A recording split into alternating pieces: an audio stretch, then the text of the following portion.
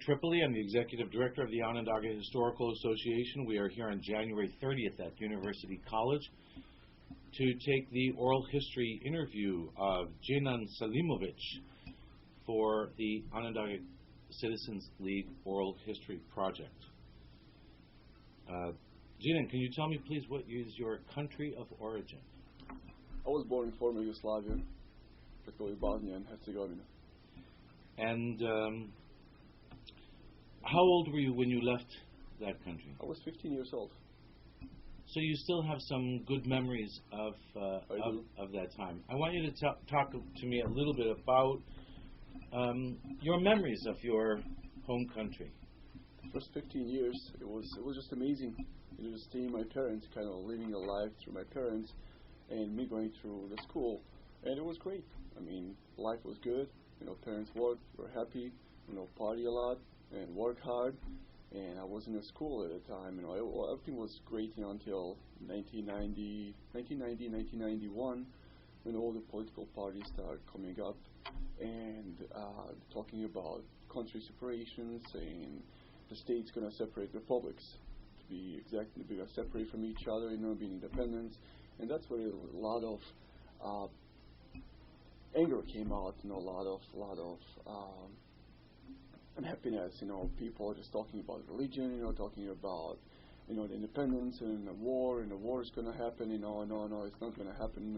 Normal people never believed in that. They believed the country's going to stay together.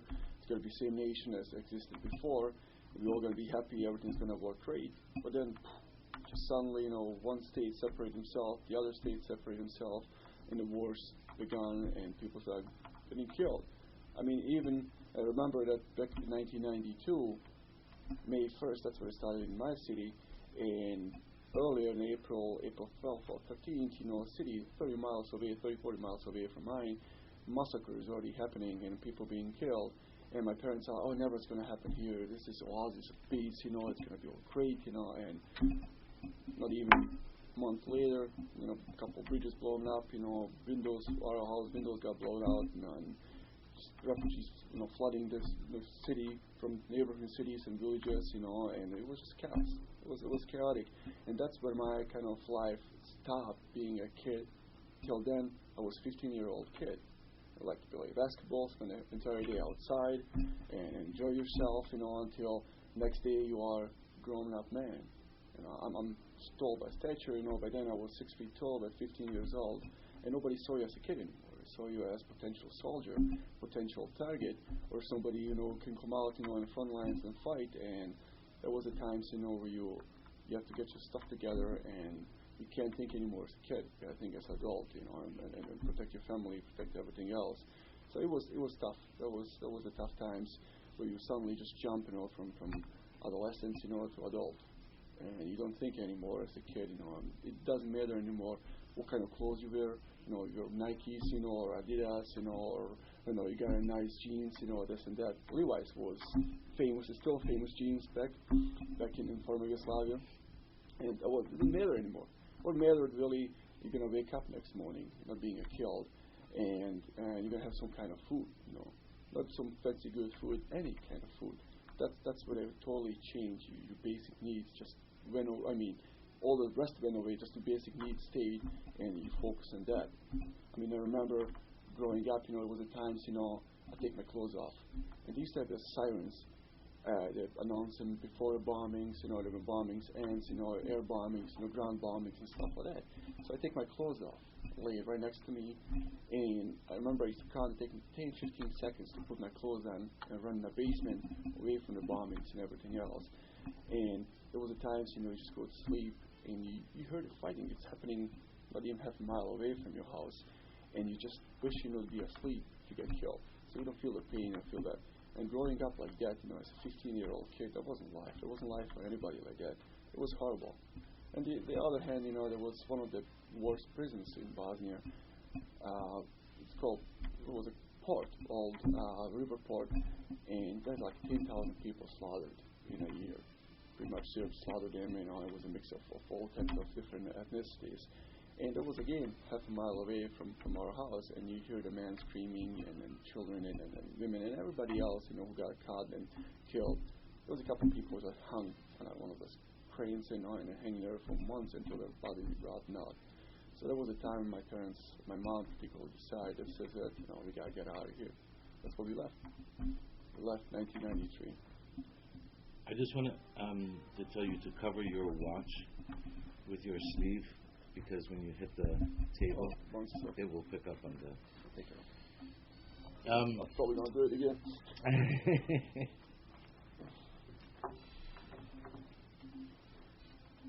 If you can walk me through then the steps from that time when your family decided to leave. Start first with what your reaction was when your parents told you that they had made the decision to leave Bosnia Herzegovina, and then from there where you went and the experience that you had as a young boy and in that transition. Well, shortly after that, I remember Mom was talking about, we're going to leave, this is not a way of life and stuff, We got in Croatia, and from there we went to Germany, and took the bus pretty much from Croatia to Germany, and it was a lot of mixed feelings. You're leaving everything you know, everything that you learn, even all the war going on, all the atrocities, it still was yours. That was yours, you know what it is, and you were there from the beginning. But also, feeling of relief. You're away from that, you don't have to worry about being killed, or worry about your food, clothing, any of those things, And we got in the bus and we left, passing all the borders. I remember, leaving the country. It was relief. It was kind of relief. But also, there's a fear of the new stuff and the stuff that's unknown, especially going into the new country, the new language and the culture and everything else. But luckily, I was young. Once we arrived in Germany, we stayed with a couple of friends in the lower part of Germany, and they tried to enroll us in a couple of the refugee camps around there, and kind of tried to stay close to the friends, people that you know, so it's easier to get to know people, assimilate, in the society. So, did you speak German when you went? No, I didn't. I did learn German back in the home country as a second language. I hated it. Oh my God, it didn't go well, and I was taking classes, and almost failing a couple of times. I didn't go well with the teacher either. We didn't get along at all, and we used to call her bad names, but I won't mention that. Well, then when I got to Germany, and I realized, there's only one way to go. You have to learn the language, And I used to sit down, open a dictionary, rewrite the words every single night, 200-300 words, repeat them, until I learned enough. And everything that I learned before just came in. It was like a puzzle. Came in and put in the right places, And in a matter of 2-3 months, I was able to communicate in German pretty well. So. The people that you hung around with in Germany, they were mostly Bosnian refugees? We were placed in one of the asylum camps, and those camps were for people from all over the world. Countries you never heard of, people were there too. So it wasn't really just made for the Bosnian refugees, or just in that, with everybody in. And what happened when we got to one of the asylum camps and registered in, they shipped us across to Germany to East part. So pretty much from south and west all the way up to the north, the part that belonged to Russia at one point. And just passing through, I remember we had the trains, one of those local trains, and passing through little villages and stuff. I'm like, my God, where are we going? It doesn't look like Germany anymore. But you pass west and east, the east is very gray. It's all beautiful in the west, and east is gray. And I'm like, are we going to Russia or something? So that's what it felt like. And then we settled in one of the refugee camps in northern Germany called Halberstadt. And from that city, we stayed there for 2 weeks, and they shipped us again. And there was another one of those huge receiving camps, with people from all over the world, a lot of Africans, a lot of Asians, and you get to know people, get to meet people, and all different kinds. And you're a kid, you're 15, and they're all interesting, so you move around, you get to know new friends, and then 3 weeks later, let's move again.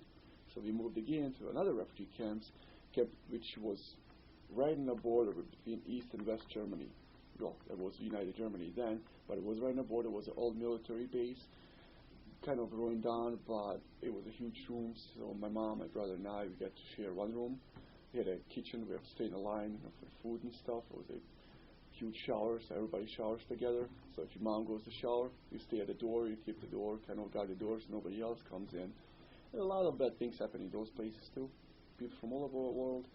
A lot of criminals, that fled their countries, they're in the countries, so they do crazy stuff. So you're kind of protecting, I was told, I was a man, so you're protecting your mom, protecting your younger brother. So it was tough. The first year was tough. Were all the refugee camps that you experienced similar to that? They are similar, but what happened in living in that refugee camp for 2 years into it, we just had enough. We realized that it wasn't safe. It wasn't safe for anybody. It wasn't safe, for especially women. There was a couple of rape cases and a lot of fights and a lot of single guys, with a lot of anger that came from countries, war-torn countries from around the world. So they didn't really care about anything. So we kind of felt unsafe. So we wrote a letter to United Nations in Germany and responded. They sent a whole delegation to the refugee camp to take a look at it, because no refugees should be living in a condition like that. And not even a month later, they shut the camp down. And they took all the Bosnian refugees, all the refugees from Balkans, Bosnia, Serbia, Croatia, that existed in those refugee camps, and placed them exclusively in the Bosnian camps, Bosnian refugee camps, which was another 40 miles away towards sort of west, but it's still in the eastern part of Germany. And we were right there. They were all Bosnians. There were no other nations but Bosnians. And again, each one had a room. It was another military base, kind of on a border, but it was nicer. It was calmer, normal people. You get your own kitchen, you can cook your own food, get your own laundry. So it was kind of like studio apartment, but you get your own kind of life, normal life. The old place felt more like a prison or a military base. Get your ID. When you leave, you have to leave ID. When you come back, you got the ID. So they know who's in, who's out. With a barbed wire around, and there's no bringing TV or refrigerators or anything like that. And speaking of the refrigerator, I got a good story. There was this another base down the road, since there was a border and the whole border buildings and stuff, and you were crossing between East and West Germany. We went in, all open buildings. So we found the old fridge. Fridge was just disgusting. It was rusted out, dirty inside.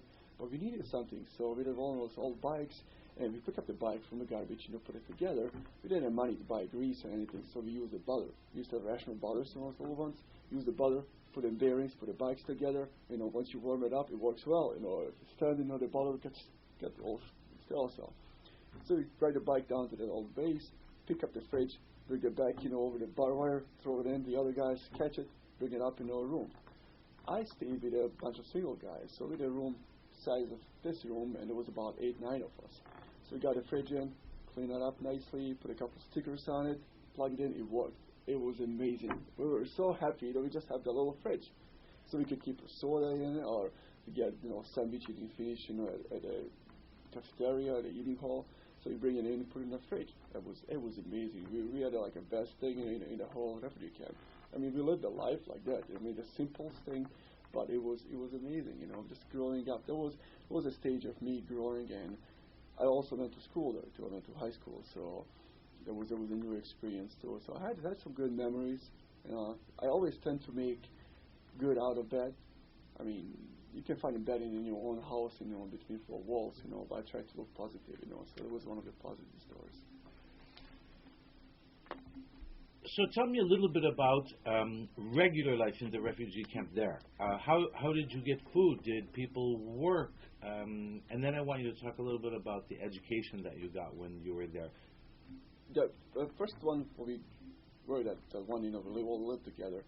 The food was provided. It was this eating hall. I wouldn't call it cafeteria. It wasn't really a cafeteria. It was just an old military eating hall.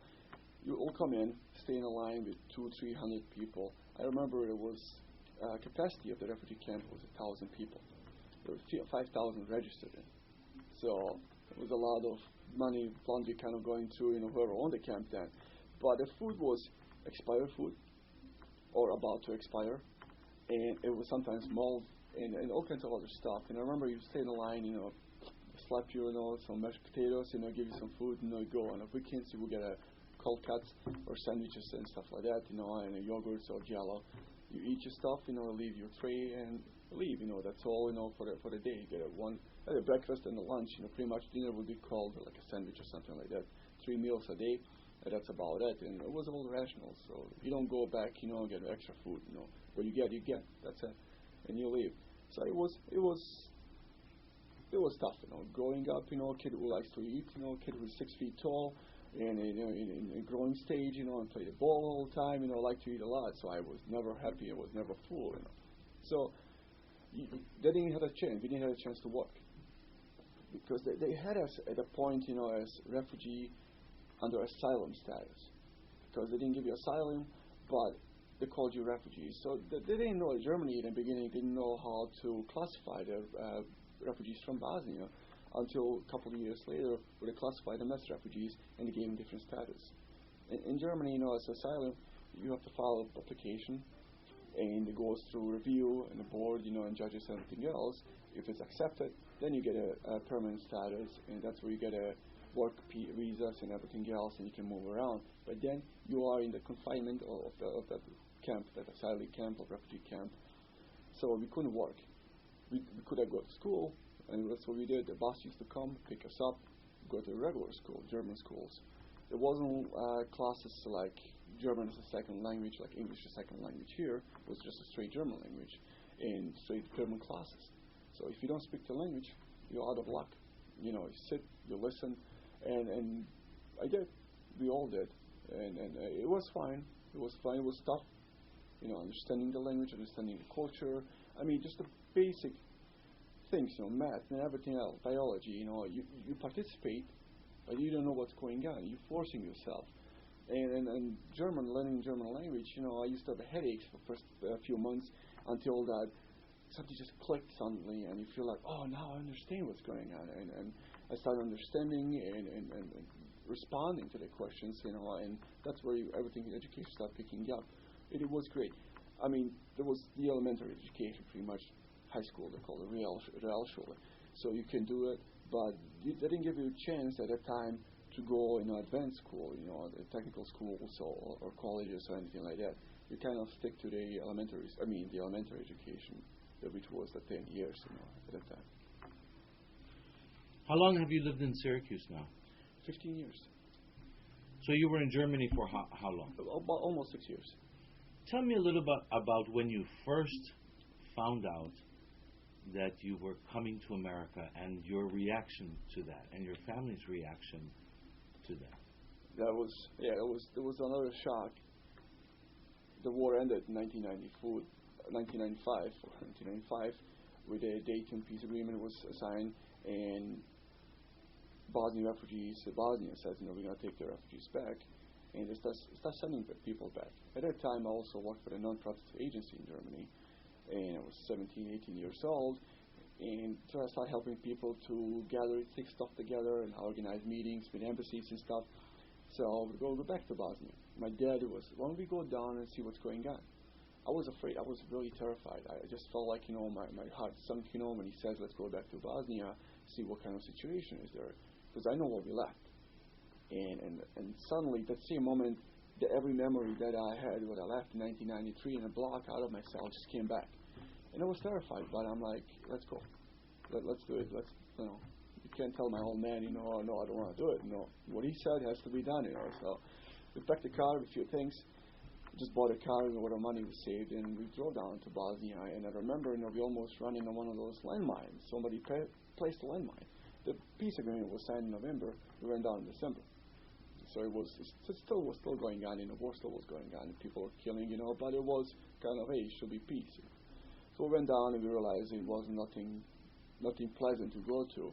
So we went back to Germany, and I remember that we're crossing the border from Austria to Germany, and as soon as we crossed the border, it just suddenly felt like, the huge weight is off my chest, I can breathe again. And I felt I'm home. I felt I'm back home. Germany is home. This is what I learned. I lived here for the past 4 years. This is great. I want to be here. I don't want to be anywhere else. And we got to our city. We lived in Magdeburg at the time, in northern Germany. And we spoke to my mom and my brother what's going on. And my cousin at that time already migrated to the United States. He got to Syracuse in, I believe, 1995, 96. And we had contact with my cousin. And we wrote the letters and called. And at one point, mom called her, and she was like, "Hey, how's the life in America?" She was like, "It's great, it's tough. It's a new country, and you got to learn everything from the beginning. But hey, there's work, and there's education, and opportunities for everyone, if you want to work hard." And my mom tells us about it, and my dad is like, "I don't know, maybe we should go back. But again, we go back to the corruption and all kinds of discrimination and hate and everything else. And my dad is like, "Listen, I was raised after the World War II. I was raised in depression, and I experienced that war, and I don't want to experience this war, and I don't want my kids to grow up like that. I don't want my kids to have kids that have to grow up, through the same war every few decades to experience a war and war and war." That's what happened in Balkans. When you look throughout the history, the only peace, that wonder peace, was the 50 years during the communists. Whatever peace it was a peace. But before that, it was always war, over some kind of battles. So it was a decision, to take a lot of pride, swallow, to start a new life, to go to Germany, and then from Germany to go to another country, the United States. And my dad was merchant marine for about 12 years, and he traveled all over the world. So he was in the U.S. in different places. He's like, "Hey, I was in America before. I know how it is. There's certain places, certain cities you shouldn't go, and certain places you should go." I mean, he went to big cities, New York City, Mobile, Alabama, L.A., and places, they're big ports. He lived he worked in those ships. So I'm like, "Hey, why not? Well, let's go to the U.S." What I knew, it was from MTV, the TV and stuff like that, movies, that was the U.S. that I knew. I didn't know anything about Syracuse. Besides my cousin telling me, I don't know, ask her, how's Syracuse? She's like, "It's cold. It's cold. There's a lot of snow. Make sure prepare for that." But they do have great schools. Got big university. And I asked her, I always had a dream. I always want to be a police officer. I'm like, what if I, make United States citizen and someday and finish my school? Can I be a police officer? She's like, "Yes. In this country you can." And I was very happy about it. I'm like, man, this is great. I can start a new life in a country that never had really wars, and nobody is untouchable. It's so far away, such a strong country. I had a great feeling about it. I was excited. But I was also sad because I already developed a life. At that point, I was 20 years old. So all those first that happened, first drink, first going out, first girlfriend, first everything happened in Germany. I was a German teenager. I spoke German without an accent. And at the times, people couldn't tell, that I was Bosnian. So it was a good feeling. I walked out, looked like everybody else, I opened my mouth, I'm like everybody else. And I'm like, this is great. I don't know if I can leave this, And I had girlfriends at that time, and one was like, "Why don't you stay with me?" I'm like, "No, I gotta go with my family, And I could have stayed, working for the German government and stuff, but I didn't want to leave my family. I want to leave my younger brother. I got a younger brother, 5 years younger than me. I'm like, somebody has to be there for them, And I know I helped my parents in Germany with translations, with the paperwork and everything else. I'm like, I know they're gonna need some help in the future too. I can't just leave them. We came so far, we'll go all the way. So we decided to come to the United States, and we filed the application for refugee status through United Nations and Catholic Charities back in Germany, and we got interviewed by INS then, at the American Embassy, and my mom and my dad got interviewed. So my mom mostly, my dad a little bit, and it was interpreter present, so everything was fine. They gave us a stamp. After that, we had health checks, because every refugee's got to go through all the health checkups, before they got to the United States. Make sure you don't have any infectious diseases, you're not just all a mess, so you have to be in some kind of shape, to come to this country. So we passed all of that, and the process was pretty lengthy. It was about a year and a half for us, to get an answer and to get the tickets, So World Church Service paid for the tickets with a promise of paying it back once we arrived in the United States. And I remember, getting rid of everything that we owned, and clothes, and furniture, and the house just getting emptier and emptier, and my life was getting sadder and sadder. I'm like, oh my God, I have to leave this, I have to leave the people. And my German friends were happy, like, oh great, you're going to America, but you're losing a friend, we'll come and visit. And I'm like, I know, but it's scary. And I remember, we left everything pretty much, gave the furniture away, my dad had a little car, he sold that. Again, 2 bags, but now all 4 of us, and gonna start a new life. I had jeans on, and a shirt, and I'm like, hey, we're at the train station, and there was about 30, 40 people who come out to say goodbye to us. We're leaving, we're all crying, and remember tears coming in my eyes. I'm leaving what I know. This is what I know. This is my life. I went to school here. I graduated high school. I played basketball for the university. I worked this great job for this nonprofit agency. I helped people. I was loved and welcomed. And this was my city. I'm leaving this. So I felt a little fear again. Going to the new place, a place you don't know. Where's the Syracuse? I found out there were 7 different Syracuses in America. I'm like, am I going to the right place? And later on, I found out we had a choice between Orlando, LA, and Syracuse. I'm like, I end up in Syracuse, but it's a good choice, I guess. I made a good choice to come here. So you leave Germany, you come to the land of MTV and Hollywood, and that's what you're expecting. And when you get here, what's your impression? It was a rainy day. It was April 20th, 1998. It was a rainy night. I remember we landed. Again, it was a bunch of people expecting a little, welcoming community in Syracuse. Pretty much all people from Butchko, and our caseworker who welcomed us here, Marty Nichols. She worked for Interfaith Counseling. She still works there. So people picked us up, and we got outside the airport. Well, first it was JFK. We'll go back, and we got to JFK. We had a 7 hours wait from coming to New York City to Syracuse. So we end up, in New York City. I got out to the airport, look outside, like, wow, look at those tall buildings. This is real America. See all the cars. I'm like, the cars are kind of smaller. They're not really that big. It used to be. My dad used to tell me back in the 70s and 80s, those big cars. I'm like, yeah, all right, get used to that. Busy city, a lot of cars. We didn't get to leave outside the airport, but get outside, and see a little stuff. I want to see it. You see a couple buildings and bridges, and remember the scenes from the movies. I'm like, hey, I remember this from the movie. This is awesome. Well, a couple hours into it, I got hungry, so I'm like, we gotta eat something. So I woke up to Burger King at JFK, and so on display all the sandwiches and stuff. I didn't speak any English. Tried to find somebody who speak German. Nobody spoke German. Nobody. No one spoke German. International airport in New York City. I'm like, what is this? Come on. In Germany, everybody speaks English or some other language, but nobody speaks German or Bosnian or something or Croatian or one of those languages that I picked up down the line. So I'm like, yeah, number 3, I'm like, there was a 3 was kind of similar to Bosnian, 3 in German, 3 in English and 3 in Bosnian. It was kind of same. Or whatever it was, I think it was some kind of burger, So we got that, few of them, and French fries, We sat down and eating that, Some guy came by a couple hours later. I was like, guys, we're gonna move to a smaller airport. From another airport, we're gonna fly to Syracuse. Again, they move us to LaGuardia, and we sat there for another 3 hours. It was just a lot of waiting, and nobody came to tell you what's going on. They gave you this white bags, with the blue on it says IOM. And the old documentation inside, you open up, it's all in English, you close it, sit, don't move. So we're told, to sit and don't move, somebody will come and get you.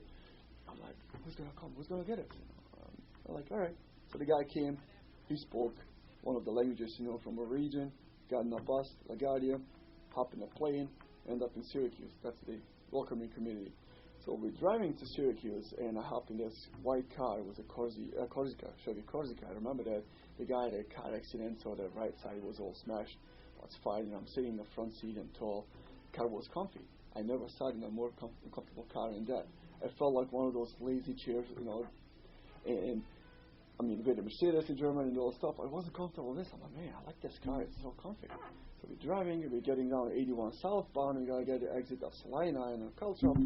And the Bosnian guy, he's like, see down there? I'm like, yes.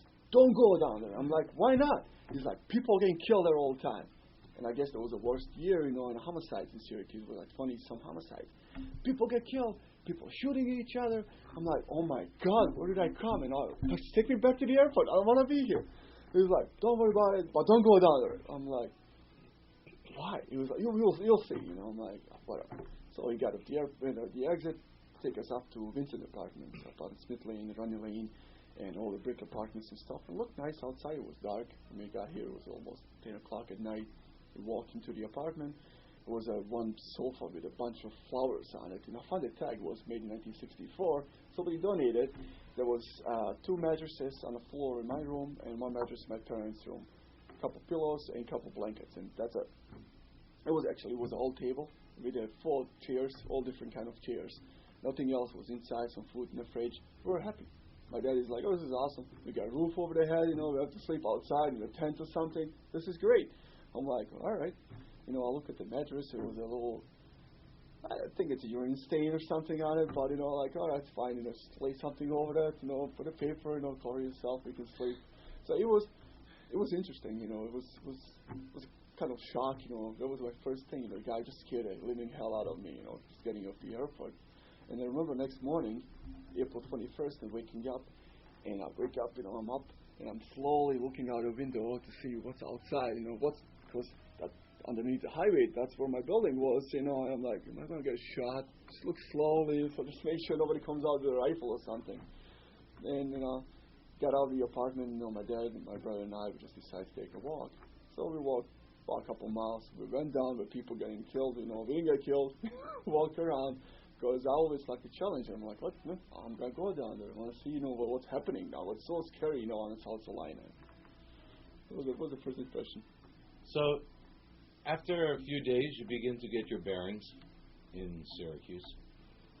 You begin to develop an impression of your surroundings and where you are, and also you come into contact probably with people on the street and with other people and the people who are here to help settle you. And what was your impression then? How did that grow? Was Syracuse? Did it feel like someplace you could eventually call home? Did you feel welcome? Did you feel that the city was welcoming to you? The first few weeks, I would say it wasn't. It was cold, very cold feeling, busy feeling.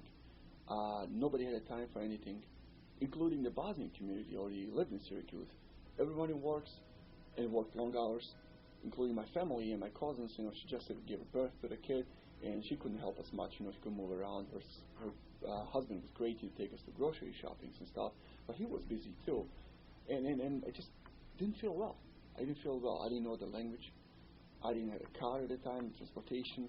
And what about you have to drive, and nothing is close.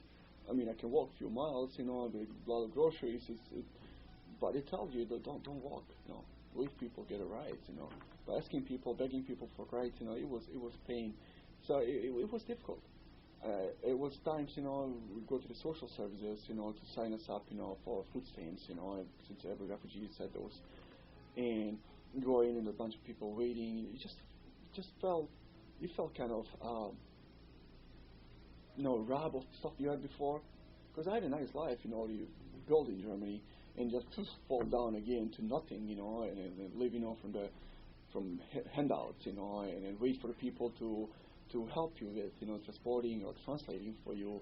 And just that translating thing, was killing me, because I was helping people and making appointments, with ambassadors, and German government, higher ups, and stuff like that. And now I need their help, and I was always the person to help, never ask for the help. But now I have to ask, and in this cases, a lot of cases, when we first came, beg people to help us, because everybody's just so busy, and there were a lot of refugees coming in, and no one had the time to tell you what's going on. And you get a piece of paper from social services, you don't know what it is, it's just a piece of paper with a bunch of letters on it. You don't understand. You open a dictionary, you can't make stuff up, especially legal language. I don't think lawyers can make it up, but it was difficult. It was very cold, and get to know people, get to know Americans. We didn't go for a walk. And you see people on the street, and they tell you something, you don't know what they're saying, so you just keep walking. I remember one day walking down Jamesville Ave, and people sitting front lawn, putting some straws on it. It was kind of weird, why they're doing that, because we've never seen it before. In Germany, Bosnia, throw the seeds, it'll grow. Put it stuff, of course, for the growing the grass. And looking at it, and a couple African Americans lived at the house, looking at us, they're yelling something, saying something, with their hands, and I'm like, I don't know, just keep walking, kept walking, and walked down and walked back home. It was tough, and I remember I really wanted to go back. I wanted to go back to Germany, and I was like, this is not what I want, this is not good feeling at all. And my dad told me too, he was like, we were worried about you.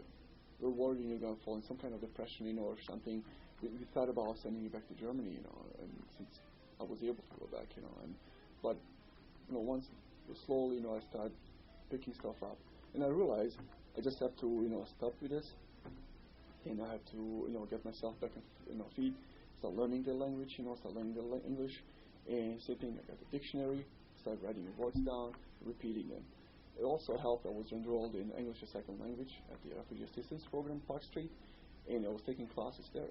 So I started from the grade 1 till there's 4 different levels. We had grade 4, and in those 3 months that I was at the school, I went from 1 to 4 pretty quick. Pretty much excelling at, just learning that. Because I knew there's the only way. That's the only way to stay alive in this country is to learn the language. And I forced it as much as possible, reading, writing, speaking, and trying to speak to Americans. I tried to speak to them. I got a job. Got here April 20th, May 15th. I got a first job at Loretto, the nursing home in food service. I remember I didn't speak any English at the time at all.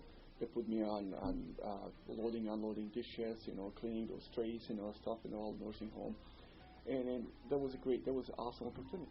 Everybody, all were Americans, and local people live around.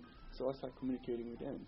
Any word that I knew, I used it, and German kind of helped too. German and English are both kind of Germanic languages, so there's a lot of similarities, in the languages. I was able to use it, Once in a while, I mispronounced some stuff, that means in English, it means very bad in German, so I remember that story too, but keep it out. That was bad, telling that teacher, how everybody is, fat in Germany. There's a lot of fat people in the U.S., but surprisingly in Germany wasn't that. And I'm like, people are all, this word in German, this word in German, fat, it means something else, in English, and that was mad. That was mess. So, slowly learning the language and working and start saving the money. I ended up buying that beat-up car from the guy who picked me up from the airport, a Chevy Corsica. Paid $1,600 for it. I saved the money quick, I paid him. I bought the car. I was so happy. I got my own car. I got my license. And when I passed the test, I actually took the test in English, written test. But the driving test, I passed it, and I passed it because I couldn't understand the guy what he said. When I got back, the Bosnian guy who came with me to drive the car, since you couldn't drive, since I couldn't drive, and he was able to. The inspector gave me the piece of paper, and we're driving back, and you couldn't pass the driving test, what's wrong with you? I was like, oh my God, what did I do wrong? I remember I needed to use a signal once or twice, and he was so hard on me. I was like, come on, you could do better, this and that. So we got back to Vincent's apartment. He was like, hey, congratulations, you passed it, you son of a... So, he knew it, but I didn't know, and right on it, he says you passed the test, and that's the first thing. I fill up the tank. I said, I got to learn the city. It's the only way to feel safe, to feel welcome in there, to understand what's going on. So I sat in my car, and I drove all over city, every street, every place, anything, every highway, because I like to know where I am. I like to learn the surroundings, and that's what I did. I just went everywhere. People needed help to go grocery shopping. Hey, I'll give you a ride, You don't have to pay for the gas or nothing, I'll give you a ride. So that helped a lot. Once I got a car, I started moving around, it was good. And the other thing too, drinking age. In Germany, was 18, even younger, they don't check really IDs, But, and I was out in a bar scene, having fun, drinking, all good times. When I got here, I met my first Bosnian friend in Syracuse. We went downtown. They're like, hey, I want your ID, show my ID, you're 20 years old. You can. He's like, listen, I had a nice goatee right here. He's like, this Irish place up on Tipperary Hill. Let's go up there, they're not going to ID you. So we walked in. The guy's looking at me like, you're Irish. I'm like, yes. He's like, come on in. So I got in. That's why I had a lot of beers, So Commons was a great place at the time, and a lot of beers at Commons. They always thought I was Irish, and I had some kind of accent, and look Irish, and it was perfect. That was my station. So we drank and ate a lot in Commons, and I still liked the place. And then later on, I started, when I had my own car, I met more people, started going different places, and shortly after I turned 21, February 12th, actually, of 99, I was turned 21, so I was able to go in any other places, and, life started becoming kind of normal. In May of '99, Catholic Charities offered me a job as a case manager. Since I already did the same work in Germany and all the qualifications, and a lot of recommendations, so they gave me that job, and I started working at Catholic Charities as case manager and interpreter, because I picked up enough English, in between April and May 1st, pretty much May 9th, whichever was the first day, to start translating. And at that time, I was also enrolled at OCC in humanities, psychology. I want to be a psychologist, and later on switch to criminal justice. I realized, had to be in school for the rest of your life to be a doctor. I don't have that time. I just want to be something quicker than that. And working towards my criminal justice degree, because I want to be a cop. And so that was kind of beginning. So, on this, you were like 20, which means that your younger brother, though, was only 15. Yes. Was he enrolled in school? Yeah, he was at Nottingham High School. And thanks, Dan. Yeah. And how was that for him? It was difficult for him too, and he said too that learning the language and learning new stuff, material in the school was difficult. But he's kind of stuck, with the people from our own country. So they helped him a lot too. So hanging out with the Bosnians, they translated for them too. And he was enrolled in English as second language. So the language was slower. It was broken down, for immigrants, for refugees, people who don't speak the language. So it was easier to acclimate to the language, learn it and to understand what's going on. So they gave him a lot of room, which I didn't have when I got to Germany. You're in, you do what everybody else does. In US, they already learned that. Hey, the refugees, immigrants, they'll take them time. They need needs. They have special needs, and ESL was a special need class, so it was easier for him to adjust, learn the language. The other thing too, he's in an American high school with the rest of the American kids. We picked the culture quick, language, music, clothing, and everything else. And shortly after, he turned 16. My dad bought him a car, and that's what everything started going downhill, so. For you were in the English as second language classes. You were beginning to immerse yourself in the culture here. When and how did you begin to feel real comfortable with the language, that you could communicate and start to learn, become fluent on an academic level? Taking those English second language classes at refugee school, it was great, and I was learning fast, with homework and stuff. And then I went to EOC on New Street, a Morrisville College program, that was advanced English as second language, and I graduated as an honor student. I felt so proud. It was great, and I understood people. I started speaking with people at work, in the school, and it was going well, and I felt so good, so proud of myself. I started spring semester at OCC, and I started taking classes at OCC. It was like somebody hit me in the head, with a hammer, and I was like, "Oh my God, what's going on? I don't understand." Well, it was a different English. It was totally different English than speaking to people in the streets, speaking in the grocery stores, in the school, then listening to the professors, talking about psychology, criminal justice and communication class and the English classes. It was just new, it was very overwhelming. And I realized, I didn't understand. I couldn't understand this. And I had a dictionary with me, you try to open it and find a word, but it doesn't work, it goes fast. I mean, it's college, it's not a high school, it's college, and you're adult, at this point, and you should know that. And the hardest part was when the professors used to refer to incidents, historical stuff that happened in Syracuse, or that happened, somewhere in the U.S., several years before I show up, or 20, 30 years. So the historical part was difficult. And for somebody who came from a new country and learned the language, you can't associate it. You don't know what happened. You don't know why is this, And he's like, yeah, this happened because of that OJ thing, 1993. It was like, what's OJ thing? I remember in Germany, he killed his wife. There was allegations, but there's more to it.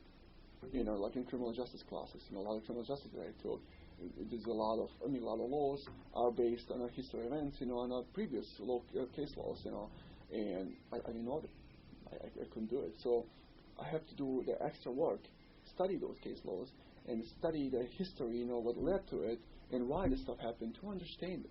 So you really have to submerge yourself in the history, in the culture, the language, and everything else to understand it, and the slangs that have been used out in the street, the slangs that have been used, in schools.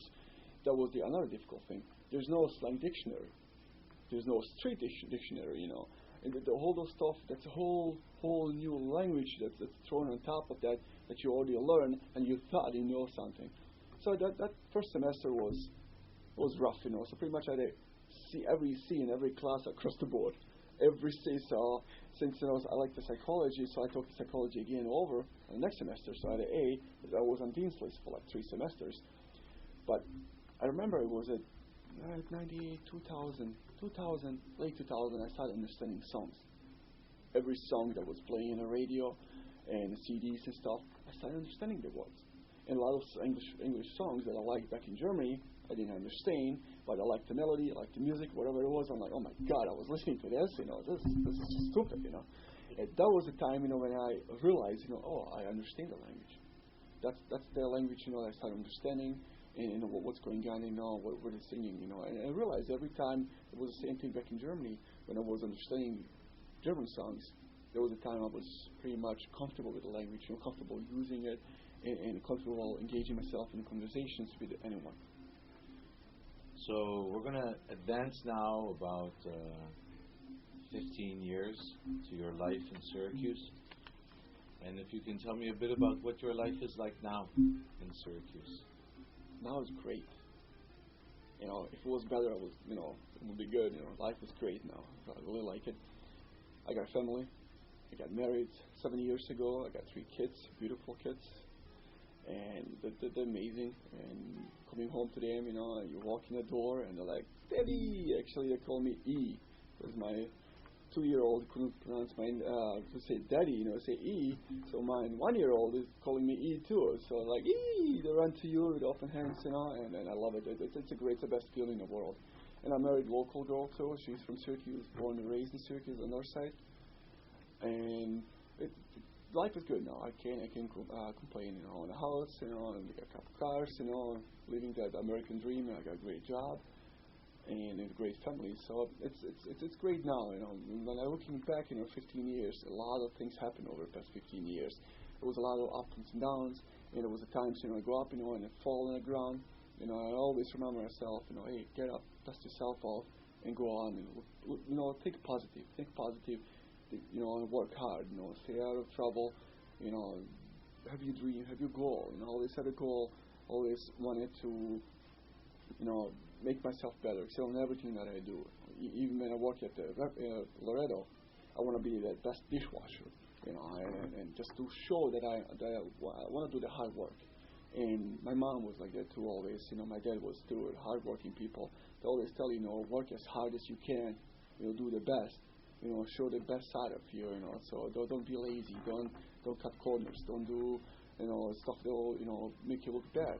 And that's what I did. In Loretto and the refugee assistance the refugee case management job at Catholic Charities, the same thing too. So just advancing. And there was my goal is to be becoming a police officer. And it took me 5 years to get my citizenship. And I knew I did a research, I went to places, newspaper, Google, internet, just to find out, which way I had to take to become a police officer. And it was one of those. I went to Onondaga County, applied for the civil service exam.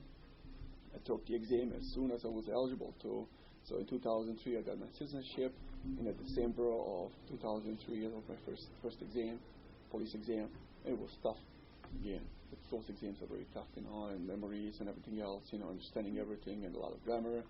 And I passed it, but it wasn't high enough, so I ended up taking it again. Then until I passed it, I had a higher score. So in the meantime, I got a couple other jobs until I got to the current job. Do you think that your experience going through not only the experience that you had in your homeland, But then going through the process to come to America, you know, two new countries, two new languages, up, downs, different culture, everything. Has that did that have any effect on? Does it have any effect on your job and how you perceive your role as a police officer? Yes. How? The experience that I have seen people from all walks of life. I dealt with people with the different positions, from like I said before, ambassadors, and officials, in the government, to the poorest people and the people, with needs, the disabled people, the people of different cultures and different races. I dealt with people from Africa, from Congo, Sudan, Zimbabwe, I could deal with people from Asia, Burma, Vietnam, name it, Bhutan, countries, that I never heard of before. So you learn the different cultures, you learn that people are different. And I learned that, we're not all same. I can't expect others to think the way I think. I can't expect the others to see the world I see it because they had a different experience. Maybe they never experienced person, from, U.S., person from Africa, and people have their own prejudice, for the, for certain things, and I'm just gonna be open-minded, I'm not gonna judge anybody and anything. Once I meet the person I'm dealing with, I'm gonna go from there, from their behavior, from their first impression, So I never use that thing, oh, people from this country are this way, and that kind of stereotype, I should treat them that way. No, I'm just gonna treat him as a person, as everybody else. Just somebody I never met before. It's a human being, and from that point, I'm gonna go up. And the way they behave towards me, that's how I'm gonna behave, and I'm gonna respond. I wanna be treated the way I treat people. So that's how I see it, and that helps a lot, in this work. How do you maintain, for your family, your children particularly maybe, a connection to your culture? And maybe you don't. Do you feel it's important that they understand, where you came from, your homeland, perhaps your native language? Do you maintain a connection to that and want them to know? And how do you do that if you do? I do, and we do through food. Explain when you say I do. Explain I do want to maintain. Yeah, I maintain this connection. Do maintain a connection to my culture, to my kids and my family, and it's mostly through food, music, games. There will be some songs, that we sing, in our own language, so the kids, can have the feel too. We don't, in my household, we don't speak to kids in our languages. We speak straight in English, and the reason for that was that English is a second language. Then I don't want my kids to go to regular schools and be classified as English as second language. I think that kind of is a setback. For the kids, to go, because my oldest kid is 10 years old. I spoke Bosnian to him. When he got to school, when he got to the first grade, he was put in English as second language class. He was born and raised in Syracuse. In Syracuse, he's American. He's not Bosnian, he's American, but he's in English as second language. And that kind of hurt me. I just felt like, no, he's American. He's not Bosnian. Yeah, his parents are Bosnian, he was born there, stuff, but he is not. So that kind of hurt me. So with two kids now, we decided to speak English to them. We do put few words, Bosnian words. My wife was born and raised in Syracuse. She learned some Bosnian, so we communicate in Bosnian and back and forth. We try to introduce the language in too, but I don't want to force it much. So the whole Bosnian culture and stuff is coming in through food, through holidays, the music, the books or cartoons or sayings, and the language a little bit too. But I am not doing that 100% Bosnian thing. Or in this household we're gonna speak Bosnian and nothing else. And I've seen this a lot. In a lot of Bosnian families in Syracuse, they would be like, oh, we're gonna speak Bosnian in the house, and outside it's gonna be English. No, we're gonna speak English. we're going to learn the Bosnian too, but we're going to speak primarily English because we live in this country. And I want my kid to get every flavor of this culture and the language right off the beginning. Because we don't live in Bosnia. We're not going to go back to Bosnia, live in Bosnia or Croatia or Serbia and other countries. No, we're going to live in Syracuse. I want my kid, to feel be part of Syracuse, be part of the culture from the day one. Because this is very important. It's very difficult for somebody growing up in this country and not knowing, from the zero up. Starting from the 10 and going up and not from the zero. So meaning, every little thing, the language, the pronunciation, like my wife, sometimes she tells me, you sound angry when you speak English sometimes, and because you don't pronounce some stuff right. Because I don't have that feeling. I still don't have. I've been here for 15 years, working this job, where I deal with people all the time. But I don't go up and down sometimes in the language, because I don't use the right tone for the right words. And I don't want this for my kids. I want them to use the right tone for the right words. Not to feel excluded or anything, discriminated because they pronounce some stuff differently, or somebody starts speaking to you loud because they think you're deaf. No, you don't speak English, you're not deaf. So that stuff happens too. So that was the same reason. The same thing with the names. I gave the names to my kids. I gave them to assimilate American names or American names. Like my oldest is Kenan with 2 N's. So there's a Kenan in Irish, Clearwater.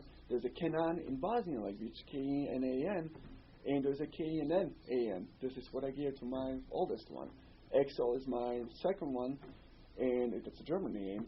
And Ariel, it's my third girl, and so the names are kind of American, sort of across the line, and the last name is already Bosnian. It's strange enough, and I'm proud being from Balkans, and everything else.